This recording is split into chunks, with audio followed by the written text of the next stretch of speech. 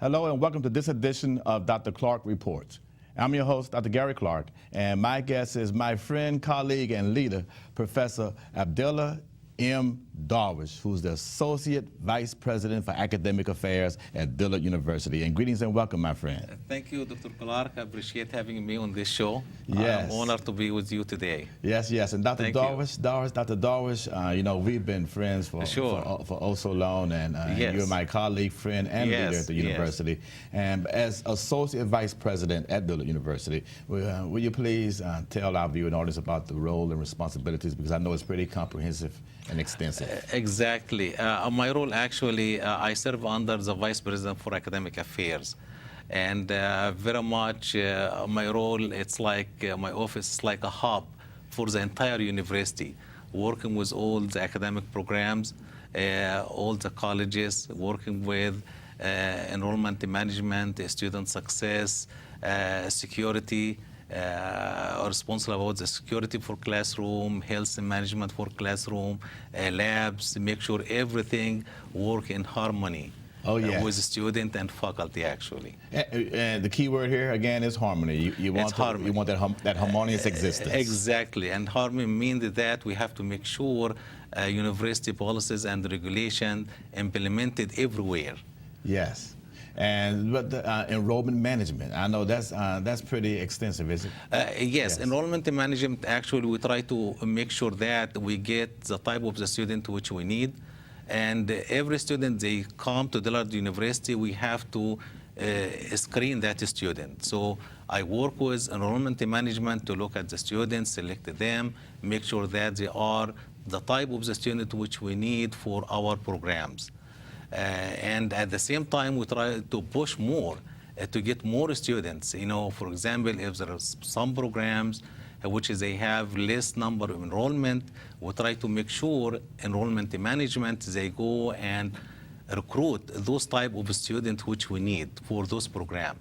So academic programs, they can grow up and become more stronger.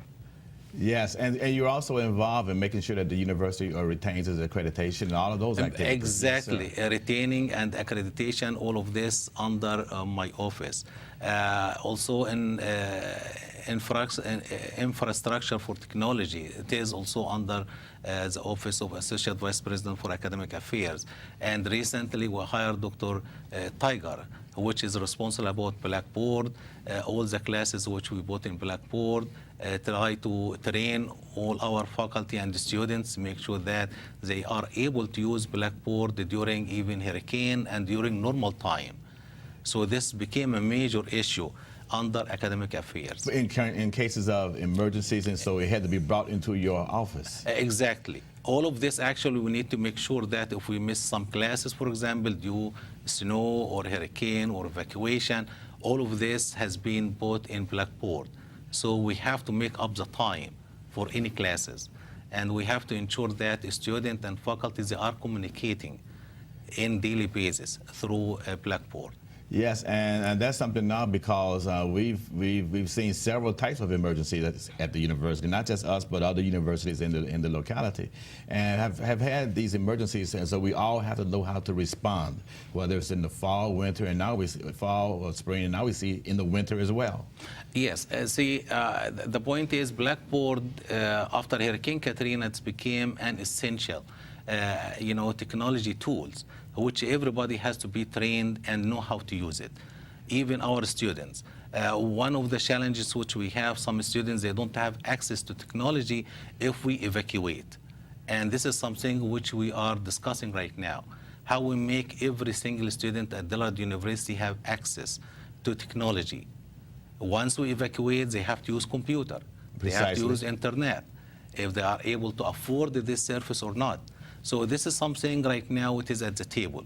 We try to make sure the entire campus, actually, they have access to technology, either on ground, or if we evacuate, we move to another place, or a student move to another place.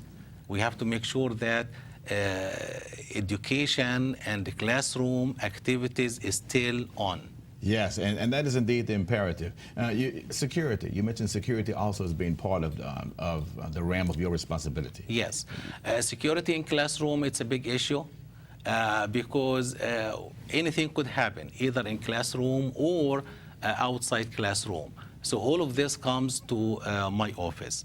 The problem also with evacuation, what you're gonna do with chemicals, stuff like that. So we have a committee responsible about, moving sensitive material to secure location in the case of emergency or evacuation. Right, and it precisely the fact that there could be chemicals at the university or whatever which are important, which need to be protected. Yes. Exactly. We have a lot of chemicals in physics and chemistry, in labs. All these chemicals, all the time, we control it. We make sure that we have account for the chemicals, who are responsible about what.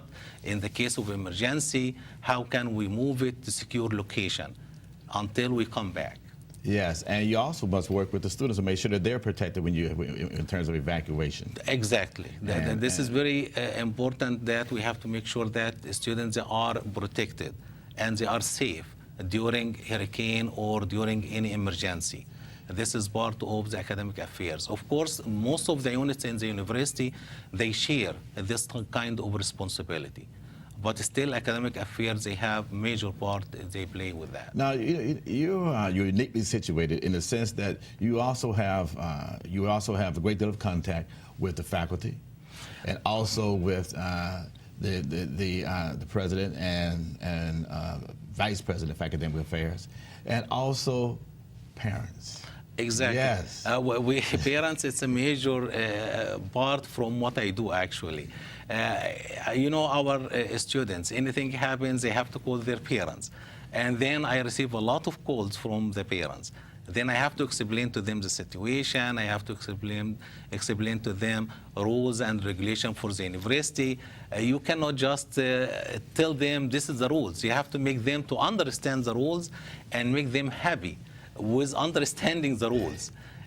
Sometimes most of the students, they don't take responsibility in their education. They don't know exactly what is the rule, how we do this, how they can navigate through the academic programs, what is the issue. Most of these issues come to our office, and then parents involved most of the time in there. So we try to explain to them, your child is safe, everything in order. We try to help the students to navigate and go through the academic program. Yes, and one of the dilemmas here is the fact that the majority of the students at Dillard University are traditional age students and traditional age college students, and then you also find this new term the individuals have been using for the past few years, helicopter parents. And so you have to have a helicopter parents. Yes. It's a major issue, but again, we cannot cut the tie between the parents and the student. Sometimes they involve a little bit too much. But we try to explain to them the federal regulations. They have to sign FERPA. They have to be, with the student. If any conference we need to talk about something related to their students, we have to make sure that the student records are protected, privacy is protected at the same time. So it's a major challenge, for us. Yes, and there are federal regulations. You're correct. Yes. There is federal regulation, but helicopter parents, they don't understand that.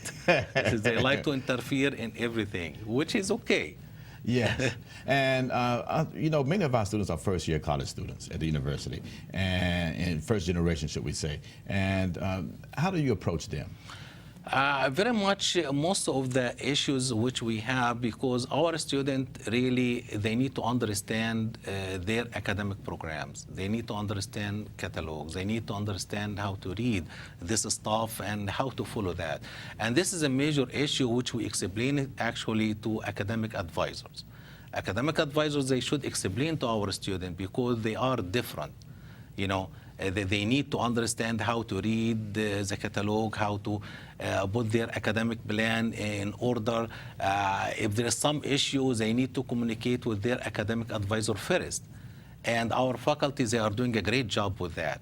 They are trying to inform the student with their responsibility, remind them all the time what they're supposed to do, how they're supposed to do it. It is a major challenge for us, but it is okay. Still, it is part of our responsibility to do it. And the most of the students, once you do this one in the first year, they got used to it, to do that. Then second, third year, everything will be in order. And it's so true in a sense, and the concept that you use, I do like. You said that you must teach them how to navigate through the system. And Exactly. Yes. They have to know how to navigate through the system, but most of the time they stuck in issues in classroom as they try to ask permission to do this or to do that or to be absent. They don't know there is rules and regulations, which is they have to navigate through these rules and regulations. They have to accept it as part of reality. Yes. It's not free. You cannot do this. They say, why I cannot do that? It's because against the rule and the regulations. Yes, sir. But once they know it, then they move. And in the precisely, system. and then and that's the nature of all systems. But once you learn how the nature of the system, you socialize, then you understand how to be successful. Now, you are over several colleges and departments at the university. How do you Yes. approach your leadership? Most of the time, I am part of the Dean Council, and we meet every week. And whatever it happened in the cabinet, Dr. Yolanda Page, the Vice President for Academic Affairs, she updates, the Dean Council on that. So what we do actually is we have not just a meeting during once a week, but all the time throughout the day we have meeting, we have communication. We need to make sure that all the stuff which we need, we accept from the university, all the students in order, everything is moving well. And most of the time, I don't sit in my office. I move, actually. I move to the deans. I move from building to building and make sure everything in order. So it takes a lot of time and challenge, actually, to navigate between all of this during the day. I know that that's a challenge, and because of your umbrella is so wide and comprehensive, it keeps you truly active in university life. What is through your tenure? What has been your greatest challenge? My greatest challenge actually is the classroom. Because students actually, they come to the classroom and they have to abide by the rules in the classroom. Most of the time, we need to make sure that the communication between faculty and the student, it is in order, which means we go to the classroom, we explain to the student what we need to explain to them that day. They have to do their job. If they don't do their job, then we have a problem in classroom. So this is the greatest challenge, for us, is to make the student understand their role, Yes, their responsibility. And at the same time, we have to move the classrooms in order according to academic calendar. So this is our greatest challenge, actually. and the academic calendar is important. But what's been your greatest reward? I've got to ask you that. The reward that's brought you your very significant satisfaction at the university in this position. The reward is when we see those students that come to your office every single day, they cry, they have some issues, and then you see them walking, graduating with a degree. This is the biggest reward. So every year I wait for the commencement to see those students walking actually with a degree. So once you see them, it means you did a good job. You're absolutely correct, and you see the one thing that I get from you, and I know that it's a fact myself, and that is that there is indeed a very strong and deep relationship between the administration, the faculty, and the students. That those linkages at the university, Yes. do exist. Yes. We do exist. This linkage, it is there. We have a life during, throughout the university. We have academic programs running. We have life for the student running. We have a lot of activities. We need to make sure that faculty, they involve with the students every day. Students, they involve with faculty, and make sure that this kind of balance exists outside classroom and inside the classroom. Absolutely. And again, I would like to remind my viewing audience that I'm Gary Clark, and I'm speaking with my friend, colleague, and leader, Professor Abdullah Darwish, Professor, Associate Vice President for Academic Affairs at Dillard University, but you're also Professor of Physics at Dillard University. That's right. Longtime Professor of Physics. But would you please tell my viewing audience the Abdullah M. Darwish story? Yes, sir. Yes. Originally, I am from Egypt. I have been here in the United States for over 30 years. And my degree actually in physics and in nuclear engineering. Most of my friends, they don't know that I'm a nuclear engineer as well. So we do engineering and Yes. physics. And when I came to Dillard University, my dream actually was to establish a center for optics and lasers at undergraduate institution. Most of my friends and colleagues, they said this will not work because this is undergraduate institution. You cannot bring all this major equipment and research to Dillard University. And right now, we passed that challenge and we have the best center, really. We can say in the state of Louisiana, we have a great equipment for laser and laser systems, all the equipment we use for characterization of thin film, which I'm going to explain to you in details.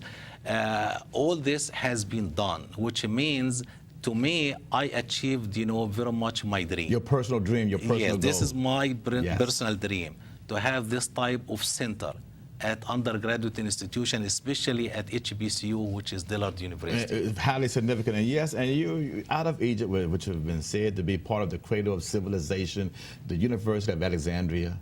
What Yes. was that like? University of That's a very Alexandria. rich in history. And, It has a huge history, actually. Yes. And we graduate a lot of engineers, from University of Alexandria. The Department of Nuclear Engineering was a very small department at the university compared to others. But that department was taking a leadership actually in all the activities almost in the country. You can say that in role, in politics, and everything.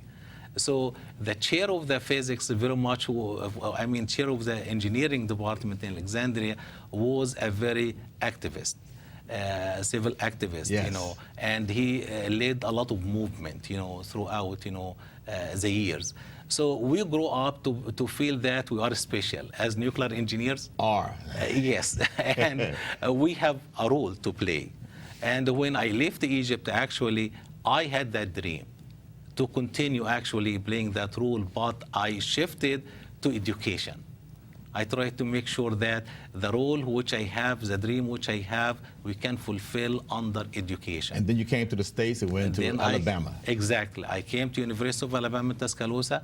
I got my master's degree in solid state physics, then a PhD in optics and laser design. Yes, well, one of our famous presidents, recent presidents, President Jimmy Carter, nuclear He's a engineer. nuclear engineer. He exactly. was known as a peanut farmer, but by the general public. But in reality, he was a nuclear engineer as well, even though he did not promote it in his campaign literature. He did not. Yes. And now a lot of my colleagues, they don't know that I'm an engineer as well, so they know the part of the physics. Which And you've done a tremendous job at the university and in our community. Period. In terms of the things that you do, and you have some patents as well with. Exactly. Yes, sir. This patent, we just published the patent. This is the first patent you can say in the history of Dillard University, which means we can license technology now. We are in a position to license technology. That's like beautiful. Any major research institution. And most of the work was done at Dillard University for that invention, actually. As pulse laser? That invention is a double pulse laser deposition device. And that device actually, if you look at the pulse laser deposition technique, that one done around the world using one laser beam only. Using that invention, you will be able to do the appellation of material using two laser beams at the same time, which means you can have a very strong thin film with nanocomposite material. And this is new technology. Oh, yes. Which we have it. And most of the beauty of that is our students involved in every single research we do in the lab. And its application will be how so? Application, it's a major application in a lot of devices and equipment, which we very important actually to DoD, Department of Defense, and Air Force Office of Scientific Research. This is why we got funded multiple times. And NASA as well. And NASA as well. Yes. Yes, we have funding from NASA. And this is new funding, actually. That new funding from NASA, I will shift a little bit, will make us able to give a student $10,000 for a stipend. That's wonderful. Each student. So we'll have many students working on the lab, actually, in the lab, doing that type of research. Now, you've brought the physics department there to one of the top 10 physics departments in the country, where you graduated 55% of minority students in the United States have come through your system. Exactly, Yes. exactly. In physics. In physics. Dillard University, actually, physics department is a very strong program. Over the years, we are able to bring a lot of funding to support the student for research going to graduate school. So with that type of funding, we're able to increase the number of graduates in physics at Dillard University. Right now, we are on the top of physics department in the country. If you look right now, many universities are closing physics department, because they don't have enough students. They don't have enough graduates. Precisely. But yet it's a very significant area of influence and study, yes. It is a very important area, because very much United States, we have to be on the top in science. We talk about and STEM, mathematics. but yet this is so important. STEM, it is very important issue, actually. So physics is part of STEM. So if physics is strong, the rest of STEM very much will be strong. And we can pull more students to this enterprise. Well, what I find to be interesting is that you've worn so many hats at the university, deanships, chairmanships, and through all of those hats that you wear, you're still able to grow and develop your department and work with your students. Exactly. That's key. The key of this is you have to devote yourself to the mission and to your dream. You have a dream, you have to think about it. You have to make sure every day you work for that dream to make it happen. So no matter how much you are busy, still you think every day of how you make this one to happen. So I've been in many positions, as you said, chair of the physics department for over 10 years. Then I moved to Dean of College of Arts and Sciences, then Associate Provost and Associate Vice President for Academic Affairs. And now we don't have a Provost, but we have Vice President. So I'm Associate Vice President for Academic Affairs. In addition to all this, still I go to the lab every day. I have to produce some work. Yes. Now, let's say this. We know the university life is not an isolate, and what you do is not an isolate as well. It's not isolated. How do you view our community? How do you view the New Orleans community in terms of its growth and development? New Orleans community, it's a special community. It's a mix. Yes. This is the beauty of this community. It's not a single person. Anyone can live in our community and can grow up, either through business or education. It is open-end. This is what I call it, open-end community. Yes. Open-end community. So whatever you like to do, you have a room to do it. But you have to exercise your right. You have to make sure that you have responsibility. And you have to make sure that you have to give back to this community. To give back. To yes. give back. Because it's not matter how much you get, it's how much you leave behind when you go. This is how this community actually grows. So you're speaking of legacy. Exactly. Yes. You have to produce a legacy. Most of the people, they come to this community, they leave legacy behind them. And we build the history in like the New that. Orleans community. And you know, Exactly. and that's translated, that becomes culture, part of the New Orleans culture, what Exactly. our community is about. Yes, sir. Exactly. The culture here is to come, take, and give. Yes. And leave behind you something for the history. And we have a rich history in New Orleans. It's a great city, and I enjoy living here in New Orleans. And it fits well in terms of your intellectual life and the product and what that you try to produce with your students. Exactly, because New Orleans is unique because we have 6 universities, and all of them, they are very close to each other. The proximity is very small between Me and Dillard University and Tulane University, we have many projects between Dillard and SUNO, Dillard Xavier, Dillard Loyola. All the universities actually in New Orleans, we have projects with them. We have research projects, we have programs funded by the government, by NSF, DOD, you name it. Yes. When you look at your physics students, when do you know that student is a physics major? I know when I see a political science mind. I know that immediately. When do you know when you see a scientific mind?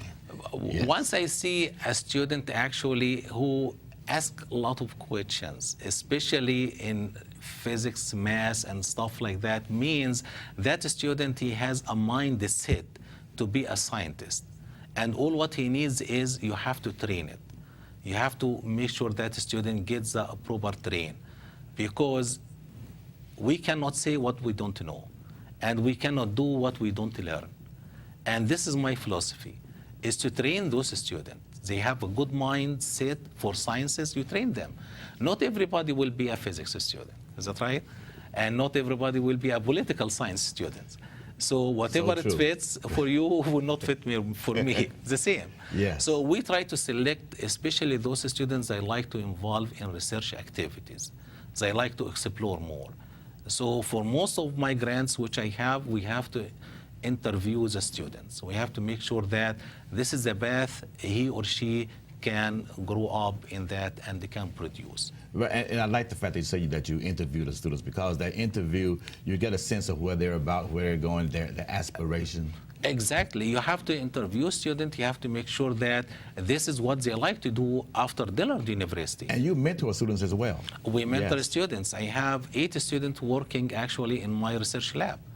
And we have to meet with them on a daily basis. We have to make sure that they are working, they are doing what they're supposed to do. And most of the time in Fridays, I go disappear from academic affairs very much and try to work on the lab with the students, actually. Now, we have about a minute remaining. If you can tell my viewing audience, please, your vision as it exists for the university under your leadership as Associate Vice President for Academic Affairs, and also your vision for the physics department. My vision, actually, it's a part of Dr. Kimbrough's vision. Yes. Dr. Kimbrough, he came and he said, you know what, a strategic plan, I'm not going to put it. I'm going to make the community of Dillard University to produce the strategic plan. And this is what we are doing right now. That's what we're engaging in exactly. right now. Engage a student, engage faculty, engage everybody in the community, and try to see where we can be from here. Yes, so I want to thank you for joining me. Thank you, It's been very, very good. I appreciate and I want to thank my viewing audience for tuning in. And as always, it's been a pleasure.